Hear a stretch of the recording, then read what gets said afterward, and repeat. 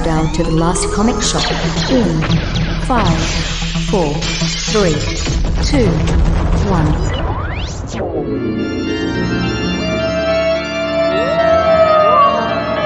Ooh, it's now time for more of the last comic shop, where we open up the shop to newbies to help them find their way under the big comic book tent. Okay, come in, we've got some long boxes, throwing them open, got lots of stuff. That's right, and we have some stuff that even the oldies might not be aware of, so we're trying to help those guys level up by, reading and talking about interesting comic books and stuff. And I'm the host with the most, as always, Andy Larson. I'm joined by Jay Scott and Chad Smith. And on today's program, again, keeping the kind of common theme around this Halloween season, it's all kinds of creepy, eerie books, monsters. Ooh, and we've got some monsters on today's program. Maybe not the monsters you might think of, though, as we get into that review later on. But it is a tremendous book written by Emil Ferris, an Eisner Award-winning tome. It is my favorite thing is Monsters. It's a book I've wanted to read on this particular show for a long, long time, just simply because I feel like the art, unlike anything out there. I'll gush on it later on the show, but it's just something else. You have to read it just for this art. Right. Nothing we say will do the art justice. You really have to check it out. But that's actually where I wanted to start, Andy, is because you're the one who exposed me to this book. And so I'm curious, when it comes to independent books, sometimes it can be really hard to sift through all the different stuff that's out there. And I'm curious, how do you guys find your independent stuff? It's I don't know, with superhero things, I feel like they're usually advertised and front and center. And, when you go to the comic shop, you know what's going on in the superhero universe. But with the independents, there's things that can come out of nowhere. And, what makes you pick up a book versus something else that you might just leave sitting on the shelf? Well, I will say that traditionally for me, it's always been about the artwork. Usually the artwork in some way has to grab me right from the start. And if I see something that I think is, ooh, that's interesting, or ooh, that's a little bit off the beaten path, I'm going to go for it.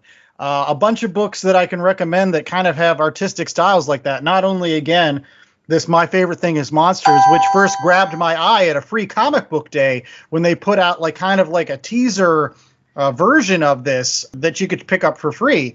That's, again, I was like, oh, geez, this art is tremendous. I started flipping through it during free comic book day, and I'm like, oh my gosh, I have to get this book.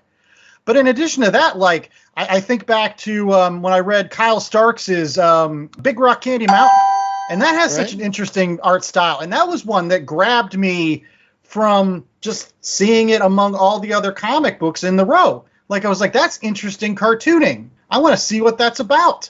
That's why I like Ed Piskor. That's why I like a lot of folks that I've recommended as independent books in the past. There has to be something that catches me. Okay. And I just want to chime in. A lot of those names you've mentioned, a lot of the books you've talked about, also tend to show up in the award seasons for things like Eisner or Harvey Awards. So I know that's always an option, too, to go back and see, what won this year, and to give you an idea of stuff to check out, or at least for me. So, Jay, what about you? What draws you to a book? I primarily read comic books digitally. So I think Comixology does a really good job at showing a bunch of different stuff, not just capes and cowls. They do, you can go obviously by genre and whatnot, but they always have a featured section or, what's trending. And it's always got a nice little mix of some independent books. Obviously, there's a lot of Marvel and DC stuff, Valiant and whatnot. But I like to, one day, I'm just scrolling through Comixology looking for something to read. And if you've got the unlimited account, a lot of older stuff is free. And I know that Amazon is getting rid of the website and they're redoing it. It's supposed to make it even better. So I'm looking forward to the changes coming to Comixology. But there you go. That's a great resource.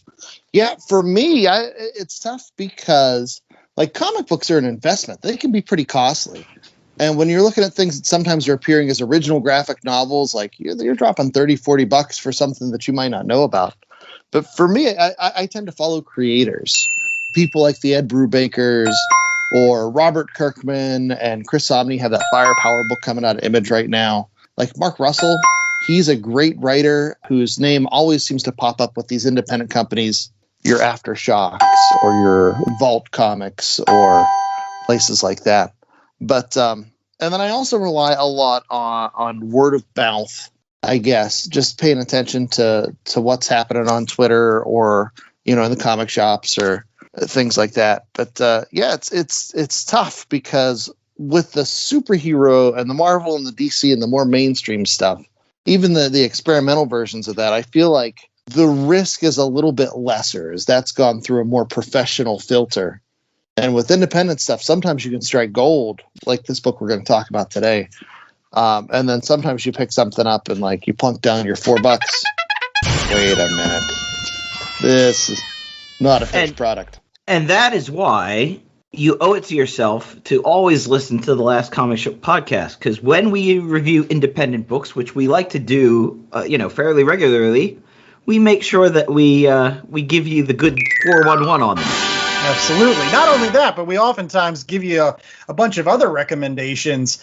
An interesting kind of side note to this whole conversation of how I find independent books. It actually dovetails with my recommendation that will be in later in the show, a book called El Defo by C.C. Bell.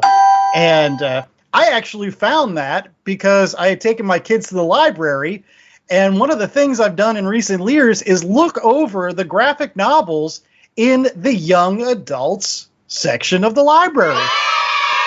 Because I really feel like, I've said it on this show many, many times that comic books should be primarily written for kids.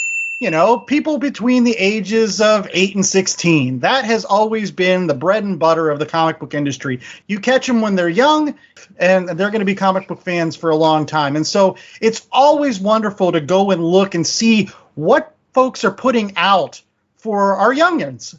And you'll find that there's some really, really interesting stuff.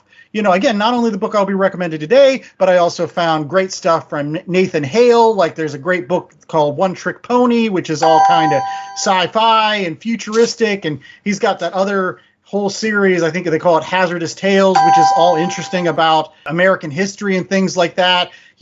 I was there the other day, and what did I find but Action Presidents by Fred Van Lente and Ryan Dunleavy. So again, you go to that young adult section, and you're going to see a lot of names that we talk about here on the Last Comic Shop, and they're putting out stuff for kids. It's like an untapped market, and it's something that should be applauded. So if you ever have a chance, just go to your library. I'm sure you'll find something that, again, fits one of my criteria. Interesting art, interesting ideas. It's experimental, but it's wonderful. Right, and the young adult book market, if you talk to anybody in the book business, that's what's driving things these days. Whether it's comic books, and you'll see DC shift to more of that style and format even with some of their mainstream superhero books. You get, a Harley Quinn graphic novel or that Superman versus the Klan, but they're all trying to get that Dogman money. Yeah, that's the thing. That Dogman money that's huge. But that's where the growth is. Right. I think if you were to ask kids of that age which character they would gravitate more towards, Spider-Man, Superman, or Dogman, half of them would probably say Dogman without blinking an eye, because my son, he waits in line for the next Dogman book. He waits. And the moment it comes out, I got to grab it. That's the kind of... It's good stuff. Yeah. It's good stuff. It's fun. But that's the fervor that you need among young folks for the comic book medium. That's the kind of thing that I hope will kind of eventually make its way over into the mainstream comic books or other indies. There's great stuff out there. And speaking of great stuff, we've got a great book on today's program. My Favorite Thing is Monsters, and we'll get to that review right after these commercial breaks. So stay tuned. Do you ever find yourself sitting on the couch late at night wondering, what should I watch? Aimlessly flipping through streaming services, pondering as you let your cursor settle over a title, but you just can't bring yourself to commit and push play. Well, guess what? We do that, and we made a podcast about it. Because everybody makes podcasts, but we decided to make ours about movies. I'm Kay. I'm E. and together we start a journey through cinema where we watch a movie, sit down, discuss it, Debate it, test each other's knowledge of it, and then give our final seal of approval or disapproval. yeah. So join us as we try to search the infinite web, attempting to answer the age-old question, what should we watch? So check us out wherever you get your podcasts. Make sure to follow us on Facebook, Instagram, and drop us a comment. Let us know what you think, and we'll have some interactive portions where you can join the fun. So, pop some popcorn, pop some wine, and join us, won't you? All right, we're back with more of The Last Comic Shop, and it is now time to get to our Read Pile review of My Favorite Thing is Monsters by Emil Ferris.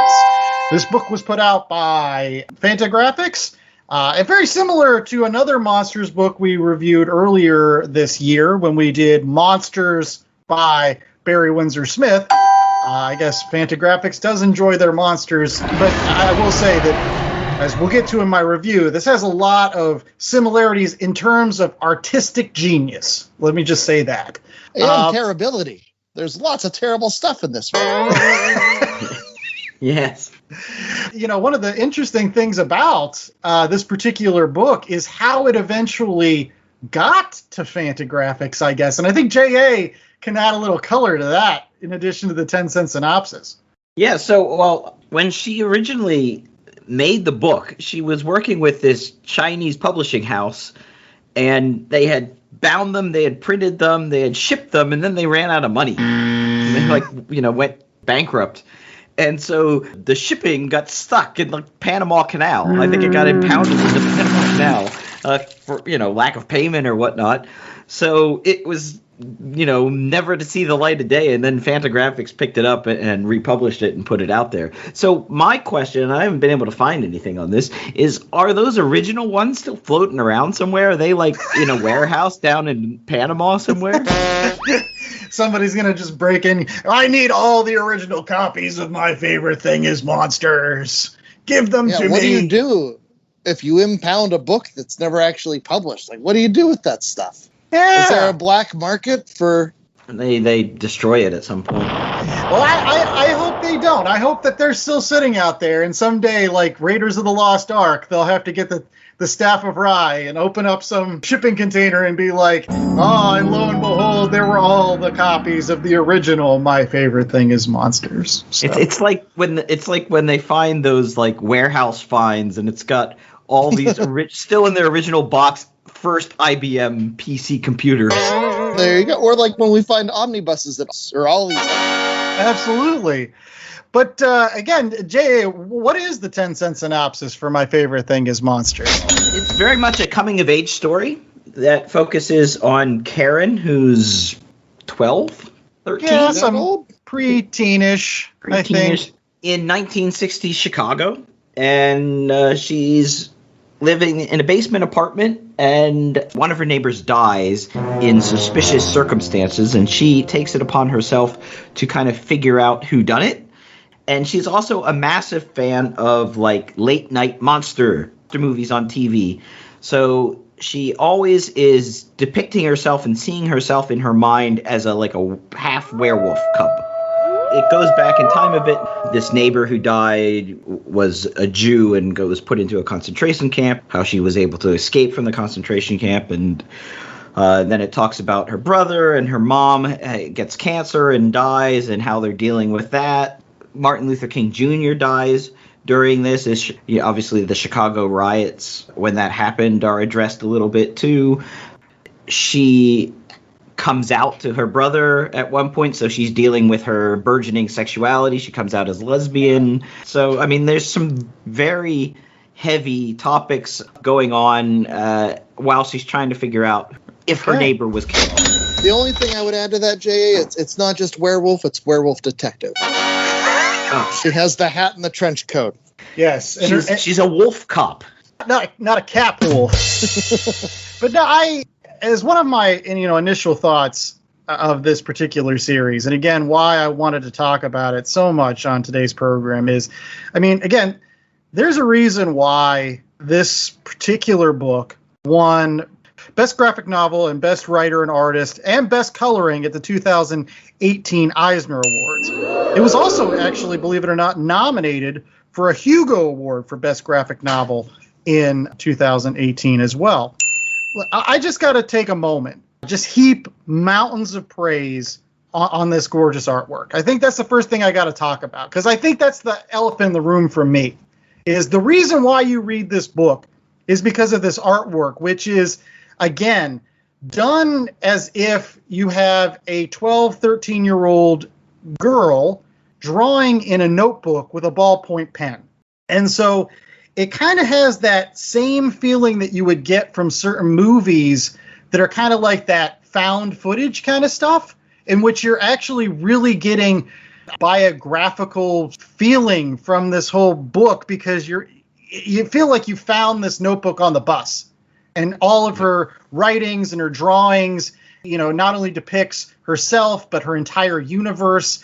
And some of those, she has an older brother who takes her to the art museums there in Chicago, and she, with a ballpoint pen, recreates like some of these gorgeous works of art that you would find in major museums. And it throws the complete like panel grid design of traditional comics out the window. You get a lot of full page spreads with very small pictures. The text is sometimes in the margins or around the picture, which I always thought was really interesting. So yeah, I mean, guys, from an artistic perspective, have you ever seen a book like this? So for me, there are a couple of things to unpack there. One, you talk about how this is like finding a notebook. This is not like finding somebody's notebook. This is not something your average run-of-the-mill human being is able to create, like with the level of detail. And you talked about when they go to museums, and Emile Ferris, she's recreating these museum-level paintings with ballpoint pens, like Bic pens. So you have that element of like, yeah, we write in notebooks with Bic pens, but this is it's an artistic tour de force that, like I said, nothing we can say is going to do justice to this artwork.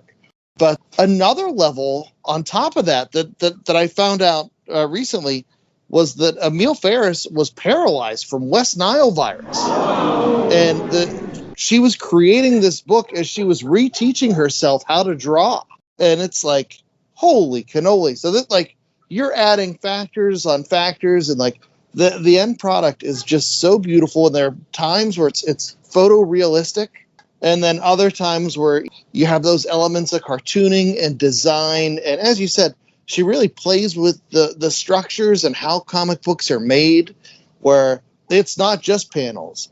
Panels might show up every now and again, but so much of it is just one image bleeding into another. It is a thing of beauty. Meanwhile, tackling a lot of pretty dark stuff. I jokingly mentioned the terribility. It's all this grotesque stuff about humanity. It's so beautiful art-wise. It's such a juxtaposition that you don't want to look away. Yeah, for people who haven't seen it and don't quite understand, essentially what they did is they took lined paper, and you can see the spiral bound on, the left side or the right side, depending on what side of the page you're on, with holes in it, 3-punch holes, and it's made to look like it is a spiral bound notebook. She had, like, one of those pens that you had the different color inks you could slide down, the red or the blue or the green. I love those. Clicky one. She had, like, obviously one of those super big ones. Everyone's gushing about the art. The art really, it's what drives the book. And I think you almost need it at the beginning, because it starts very slow. If I went to nitpick and kind of think, I thought the story took a while to get up to speed, but then once it's up to speed, it becomes a very, it's a page turner. But the first 50 to 100 pages do just kind of develop a little bit slow, like, what's going on? Why do I care? I'm in Chicago. It's the 60s. Oh, everyone looks like a vampire or a werewolf, but it's not really a fun ghost story thing. But once she really sort of gets into investigating the death, and I thought what really gave the whole thing impetus was the flashback story, Because until you get the flashback story, you don't really care that this woman died. You don't have anything invested in her. Yeah. It's just a plot point. Oh, she's dead. But once you hear about this woman's story, her life story, then now you're invested. Now you want to know, how did she die? Why did she die? What happened? Who killed her? It's suddenly much more interesting. Yeah. I think you hit the nail on the head. I mean, both of you, in terms of, again, this being a dark story that it takes a little while to get up and running. Again, similar to, I keep on saying it, the Monsters book that we reviewed earlier this year, which is still available out on www.lastcomicshoppodcast.com. Make sure that you go check that episode out with the Barry Windsor Smith art. But did that review. Chad commented like, all these horrible things that Barry Windsor Smith was talking about in Monsters. And I feel like, I don't know, is this like a foot race between these two books as to how many terrible things we can cram into 400 some pages? Because like you've got, sexual slavery, you've got attempted rape on schoolyards, you've got human sacrifice, you've got drug addiction, intense poverty, and that's not counting the additional scenes of Jewish people being rounded up and being sent to concentration camps. Yeah, don't forget your Nazis. You gotta have your Nazis. Exactly. I guess, there are so many parallels between these two books that, if you're a comic book fan and you've read one or the other because of our show, I feel like you owe it to yourself to now read both so that you can say like, oh, this is what Monsters did. This is what my favorite thing is Monsters did. They both have monsters in the title, so it's real easy to keep track of them. But this is a narrative that kind of goes for that jugular and does so with art that really can just unsettle you. There's a great, I think it's like almost like a 2-panel spread in here where when the Jewish people are being offloaded from the rail cars and they're going through this town, some people are trying to maintain morale by saying, oh, this isn't not going to be bad. They're not going to do anything to us or whatever. And she walks by this bakery that's like filled with like these plaster cake and there's like rats everywhere. And she's like, yeah, this is no good. We're all going to die. For me, that was so creepy that I actually had to put down the book and just like kind of walk away for a few seconds because I was just like, that's just a creepy image, all done in ballpoint pen. All done, these rats with these giant teeth and gnashing and like climbing around on cakes. I'm like, I don't want to see this. And like there's pages all throughout with this kind of imagery. Was there an image that particularly grabbed you guys? What I really enjoyed was the recreation of these like classic horror comic book covers that she would intersplice, almost to break up scenes or whatnot.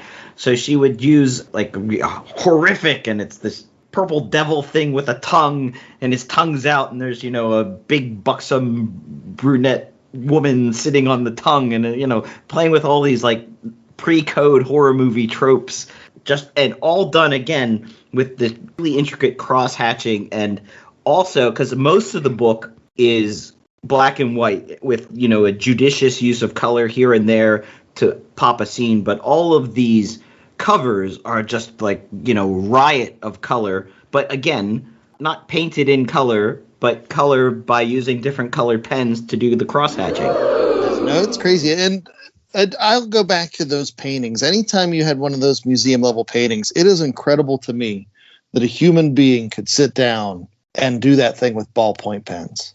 Like Bic pens are not forgiving in any way, shape, or form. And to create things with that level of detail, with that level of focus, but boy, this book is one I look at it and I feel like I need to learn more to truly understand all that's going on in this book. Emil Ferris she's pulled tools out of every tool belt. You have some characters. The one character, Vanka, she's always blue. Like no matter what scene she's in, and like there are all sorts of like subtle artistic notes in this story that I'm sure there's more that I'm not picking up on. And I just feel like this is so complex and so densely layered that this is my second time going through this, and like every time I feel like, oh, how much more am I leaving on the table that I haven't noticed, because there's so much here. Sure. Believe it or not, this is actually supposed to be only book one of a continued series telling the story, which For those folks that might be reading this, if you feel like you're going to get any answers as to how this Annika died or whatever, you're not. You're not even going to get her entire story. You get up to a certain point where she decides to escape from the concentration camp, that she's going to set up basically a brothel for some rich German higher up or something like that. And that's really where it ends. Like, you don't get anything more from that. You don't find out who ended up killing her. You don't find out pretty much anything. The only thing of really, interest that kind of has a conclusion at the end of this book is kind of the life story of her mother. Her mother is kind of one of the more genuinely nice character. Like, that's the one thing I can say about the mother. You go throughout this entire book and everybody has nice things to say about her mother. Kind of interesting in the fact that she has all these like superstitions and things like that. And it's kind of neat to read about those. To have her story about how she unfortunately gets cancer and passes away at the end, and the effect on both the young teenage girl, but also her older brother, who has really stepped into kind of like almost like the father figure for the younger girl. Yeah, but he's got his issues too. Right. Don't forget about that. Yeah, and everybody's a monster in here in some way, shape, or form. I'm glad you brought that up, because if you think that the title of the book, My Favorite Thing is Monsters, talking about how she likes, horror movies, that kind of sort of has something to do with it. But really, My Favorite Thing is Monsters is telling the story about how there are monsters in real life, and that everybody is kind of sort of a monster in some way, shape, or form, except for the mom. I'm not going to say she never draws her mom like a monster in this book. She's always a wonderful beacon of hope for everybody involved there. I think that's the key point. That's the only conclusion you're going to get in this. Everything else is like, stay tuned for book 2. I would to piggyback off of that. I think this is the hero's quest. I think this book is all about. You want to go back to a one page. There's one page where we see the main character Karen not as a wolf cop, but as a little girl, and I read this where she's a little bit younger than I think you guys are putting her as. But like, there's one page where she accepts herself. Her brother's standing behind her and be like, see things how they really are type of situation. And she's mad at him. She doesn't want to accept these things. To pick your brain just a little bit more, Chad, you're a huge fan of coming of age stories. And this is one of those coming of age stories. How does this kind of compare to other coming of age stories you've read? The easiest comparison would be with the Barry Windsor Smith's monster story that we talked about already. And I think they're both great, but if I had to choose between the two, I would choose this every time. I can't wait for the next chapter. My only complaint about this is that it is incomplete, that there's more story that we haven't gotten, and you get to the end of that and you're like, I've put all this time in, and like, I want more now, please. And it's very hard to be patient. It took her 6 years to do the original, so buckle up. I know. So Volume 2 is supposed to be out soon, correct? Yes. I mean, yeah, they've been teasing it for quite some time. I think there's been some delays due to COVID, but yeah, I've had it on my wish list since I picked up the original 2 years ago, and I'm still hoping that it's that Volume 2 or that Book 2 is going to be coming out soon. Again, every single time I've read it, I've paid a little more attention to the plot. I think the third time I read it, I was like, this is really incomplete. There's a lot of stuff I don't get in this. What about the character of her brother, J.A.? What did you think of Dees? Dees is a very complex character throughout this entire book. Sometimes even more complex than Karen, to be honest, because you don't get his story. You get, her view of Dees. He's a weird character because you don't know, is he a drug dealer? Is he a pimp? Is he a prostitute? He's obviously a bit of a lecherous individual that is going around and having sex with all these different women and not worried when his baby sister, who I looked it up, she's 10 in this book. Okay. When his 10-year-old sister walks in on him, in flagrante. And then by the end, you find out that he killed a twin brother that Karen never knew about. That's it. You don't have any backstory on that yet, or I think that alludes to what we're going to get in volume 2 is like, who's Victor? How does he fit in? He's obviously a twin, but what happened to him? What happened to the father? The Invisible Man. Because this father is like, he's almost like a MacGuffin at times, because everything seems to have kind of sprouted from that. The way that Dees acts towards Annika, the whole family dynamics is because of this father not being in the picture. There's a mob boss that owns their apartment building. What part does he play? And did he play a part in like what happened before? Because like it seems like he's like taking care of Karen's mom, making sure that she has a job and stuff like that. But she's also doing weird things like cleaning up blood in one scene. Like, there's a lot of questions. There's the house across the street where the guy is spying on them and has been for years. Sally. Yeah, before she was born. Right. Because he was like, oh my gosh, you didn't know about your twin brother, like all this stuff. And you're right, it's very incomplete. It is the first chapter of a murder mystery that is at least 3 books. Like, I gotta think, like, this is like a good first chapter. There's got to be at least 2 more acts to this play before we see exactly what happens. So again, can't wait for book 2, I guess. And what you can't wait for is more Last Comic Shop. We'll be getting to our rating right after these commercial breaks, so stay tuned for that. Welcome to Victims and Villains. This is the channel where we talk nerd, we talk hope, and we speak nothing else. I'm your host, Captain Nostalgia, and I'm so glad that you're here to join us. Victims and Villains is a podcast and YouTube channel that marries pop culture and suicide prevention, producing content with the intent to let people know that there is hope and that there is a better way, and that each and every listener has value and worth. Listen to Victims and Villains on your favorite podcast catcher or on YouTube by searching for Victims and Villains. Also, check out their website, victimsandvillains.net.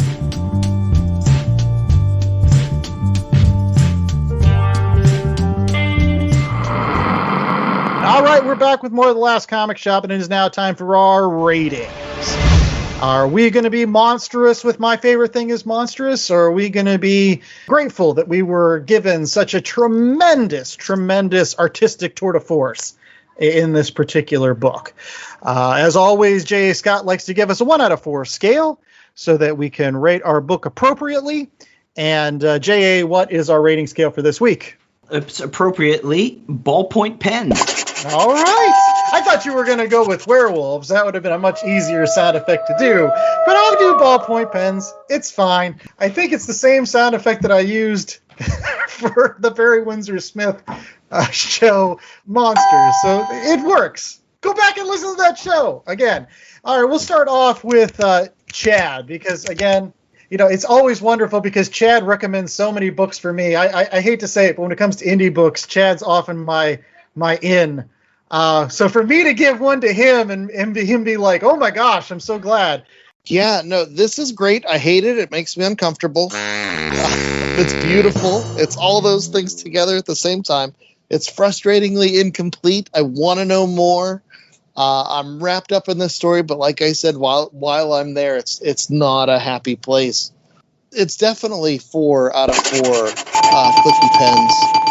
It's just so beautiful. Just such an artistic tour de force. I can't believe a human being sat down and created this. It's a modern artistic marvel. And like I said, I think it's books like this that I picked up that Free Comic Book Day issue, and it sat in a pile with a bunch of other Free Comic Book Day issues that I forgot to look at. It's stuff like this that's so easily passed over, that's sitting on the shelves at your bookstore, that it's like, wait, no, you should stop and take a moment to go check this out.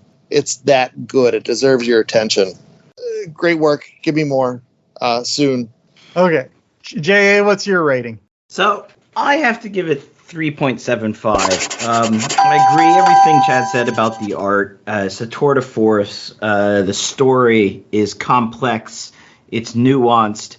I mean, a couple threads that we didn't even get to or mention is Karen's best friend growing up who suddenly is her bully at school and bullying her because Karen's friend's mom wants her to be a cool kid, so she's hanging out with the cool kids and can't be into monsters. And this is the little girl that Karen is now in love with, is, you know, come out as gay. Aww. And Annika's husband, the jazz player who's drawn like the mummy. He's sort of the mummy character of the monsters. What's his story? Was he there? Did he kill her? He gets drunk a lot because he's obviously broken up about his wife's death.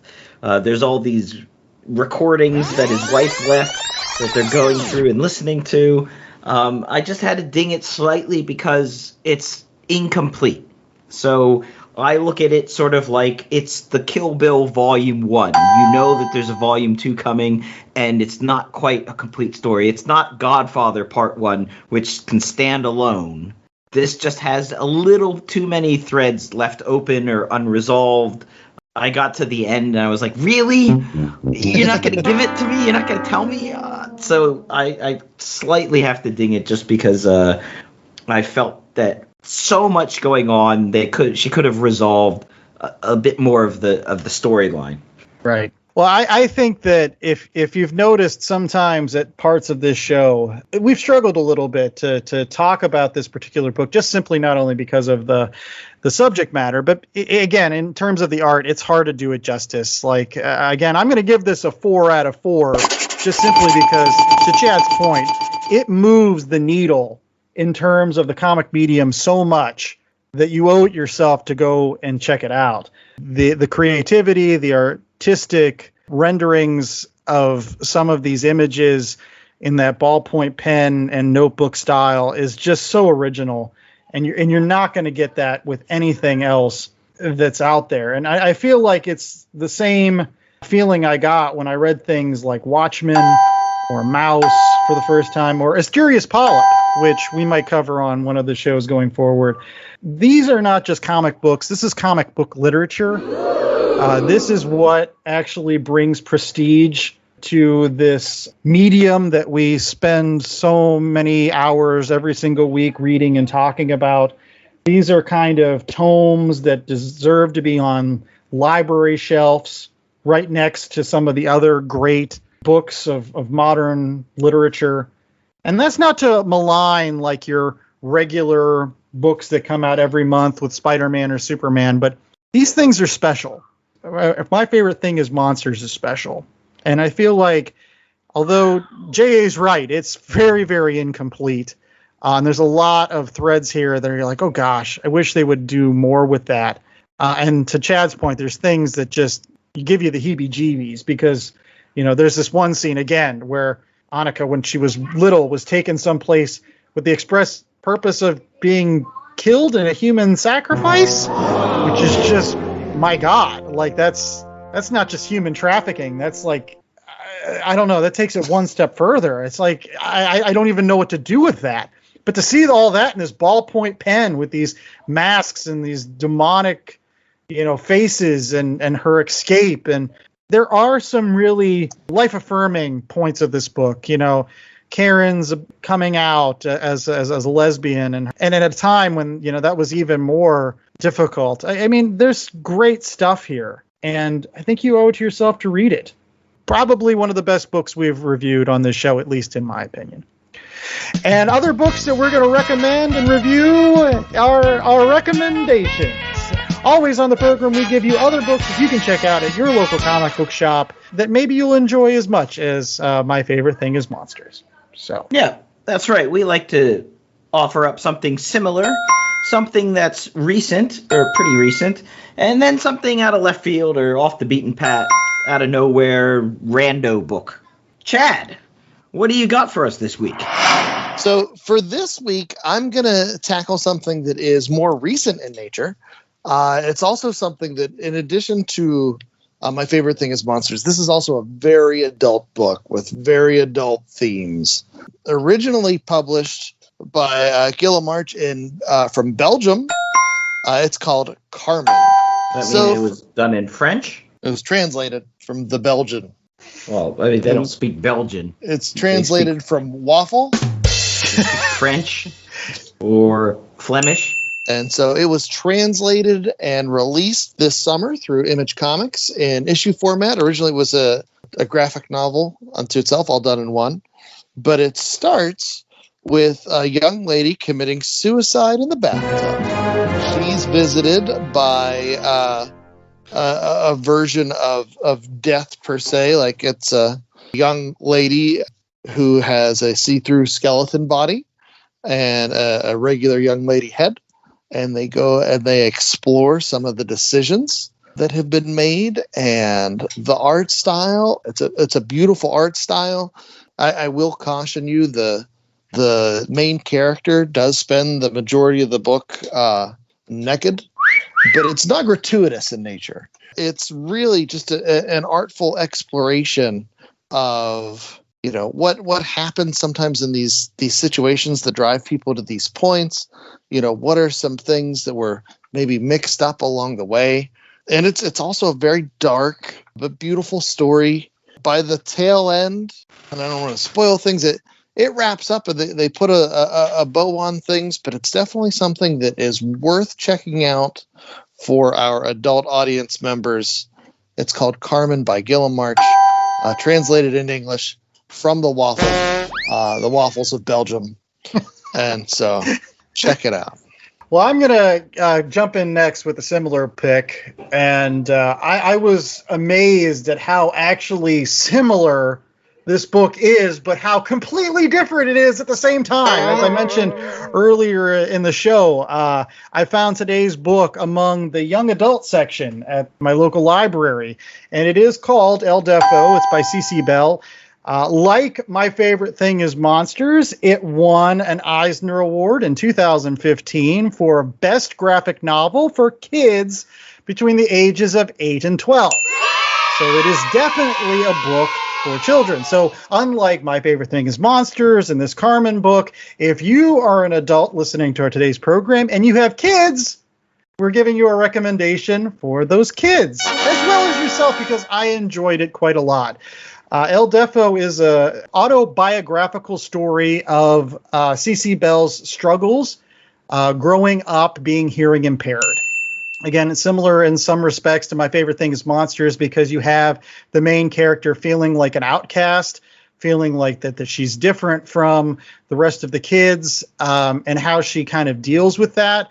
But again, this is done in more of a manner that can be accessible to children, can still tell some really great stories, and actually kind of help us as adults be a little more understanding of some struggles. I mean, some of the things that happen in this book that I was like, oh gosh, like I didn't even think of that, was at times Cece, who is just, you know, wasn't born deaf. She developed her hearing impairness through getting meningitis as a child. So around 4 or 5 years old, she became hearing impaired. But you have this story where, like, she'll meet kids and she'll be afraid to stop being friends with certain kids that show her attention, because she's afraid that she's not going to get other ones. Aww. Because of the difficulty sometimes communicating with other children or adults or anything, and their lack of understanding of kind of her world, that she has to just put up with kids that aren't so great just because that's the only kid she's going to have as friends. And so she's going through these life lessons that no, she will eventually find good friends and be able to push back and stand up for herself when other kids run up to her and just start doing sign language in her face, like, look what I can do. And she's like, I don't even know sign language. I don't know what this is. It's just stuff that I didn't even think of. Again, those kids aren't being malicious, but they're also being like, haha, look what I can do and look how different I am, when all CC wants to do is just be treated the same. And it's done in a wonderful cartoony style where everybody in the world is a cartoon rabbit.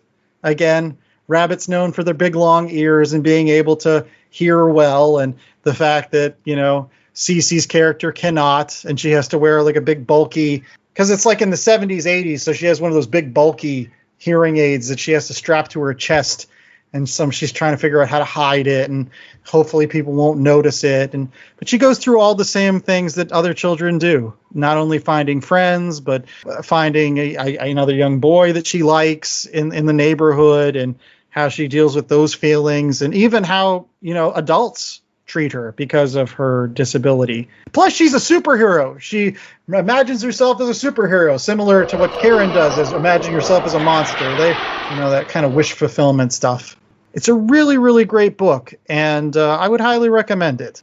All right. Well, you mentioned monsters, and obviously looking at all those covers from My Favorite Thing is Monsters got me in the mood to read some original monster comic books, and I found this trade paperback, which is I think it's like $12 on Amazon, but you can get it also on Comixology Unlimited. Mummies, Classic Monsters of Pre-Code Horror Comic Books. And so you're getting stories like Case of the Beckoning Mummy and The Unburied Mummy. If you grew up watching old Hammer production mummy and monster movies, or the original Universal monster movies with Boris Karloff, this is perfect for you. And some just beautiful painted covers with mummies and damsels in distress. Everyone looks like they're a Hollywood actress, or a horrible mummy is like drooling and falling apart and has been wrapped and killed. And of all the monsters growing up, all the sort of original Universal monsters, I always liked the mummies the best because it had that whole Egyptology thing going along with it. So you had the history, and you had sort of the aura of the pyramids and the Sphinx to go along with a monster that actually is real. Okay, so Frankenstein is a creation, Dracula is, or whatever, but mummies exist. There are mummies today.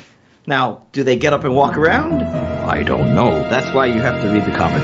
Plus, it's interesting from just a historical perspective because, again, in My Favorite Thing is Monsters, you get a lot of those horror magazine covers that Karen reads and is all into. And these pre-code comic books, especially the horror ones, the only reason there were horror magazines is because they had to stop making horror comic books. Because after the comic book code came out, you couldn't show things like vampires or zombies or things like that.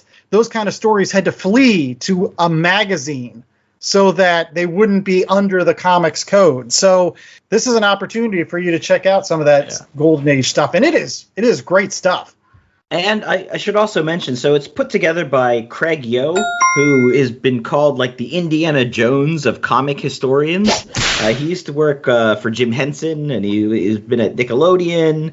So in addition to all the stories that he's compiled, you have this beautiful introduction that talks about the history of mummies in comics, the history of mummies in like popular fiction, and Boris Karloff talks about, tend to get these peaks of interest in Egypt, and whenever, like when Tutankhamun's tomb was unearthed, there was a big run on mummy books. You're not just getting the comics, you're getting this really nice history as well of mummies in popular culture.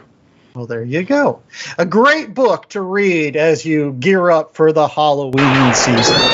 And something else you should do as you gear up for the Halloween season is make sure that you download tons of episodes of the Last Comic Shop podcast. Again, what is better than handing out candy to kids this Halloween if you have the Last Comic Shop keeping you company? And you can do that by rate, reviewing, and subscribing to that myriad of places where our podcast exists. And you can find all those places on www.lastcomicshoppodcast.com. We are on Apple Podcasts, Google Play, Spotify, Pandora, Amazon Podcasts, and a variety of other places. And all those links are available on our website. And if you do like our show, if you're listening to our show religiously, if you love our show for all of these great recommendations of indie books that you might have passed over, but now we're cluing you into, leave us a 5-star review. Tell us that, we made a difference. We wouldn't have checked out My Favorite Thing is Monsters, or Barry Windsor Smith's Monsters, or comic book adaptation of Slaughterhouse-5, or Paper Girls, or the comic book history of animation. I wouldn't have checked out any of these books without the Last Comic Shop. I never would have read a book about Cleveland if I didn't have to for the show. There you go. Yes, and then you wouldn't have known that the river caught on fire. That's right. and the mayor's hair. If you want to talk to us about mayor's hairs catching on fire, or monsters, or any of these other things, let us know some great indie books that we might need clued into. You can always find us on the social medias. Twitter and Instagram, we're at Last Comic Shop. Facebook, we're at Last Comic Shop Podcast. And all that runs through our website. Once again, it's www.lastcomicshoppodcast.com. And when you go to the website, you can also find a link to our merch store, where we've got mummy wraps this week, apparently. That's right. You can just get a bunch of our t-shirts and you can cut them up and wrap yourself up in the Last Comic Shop mummy wraps for your Halloween costume this year. I mean, sure, some of you are maybe daddies, but we can all be mummies. Go with you can, here's an idea. You get a microphone, you get a pair of headphones, you get a Last Comic Pop t-shirt, go as a podcaster. Oh, there you go. There's a lot of Let me get us out of this segment.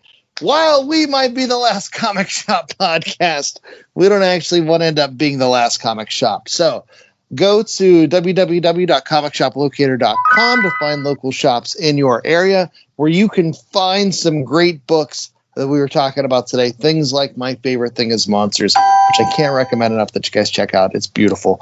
You could find things like Gilliam March's Carmen, with those serious adult topics, but that beautiful European art style. It's wonderful. You could find potentially El Defo at your local comic shop. Something for the kiddies that's going to deal with those themes of acceptance. Or you could go old school with the mummies, classic monsters of the pre-code comics, and see what kinds of craziness abounded before we introduce the Comics Code Authority. All that and more is waiting for you at your local shop, so don't be afraid to check them out. We're always waiting for you here at the Last Comic Shop, so make sure that you tune in next week. Until then, I was the host with the most, Andy Larson. I was joined by Chad Smith and J.A. Scott. And remember to stay safe, stay sheltered, and we hope that your favorite thing is our podcast, because we're going to keep on doing it for you, regardless of whether it is or not.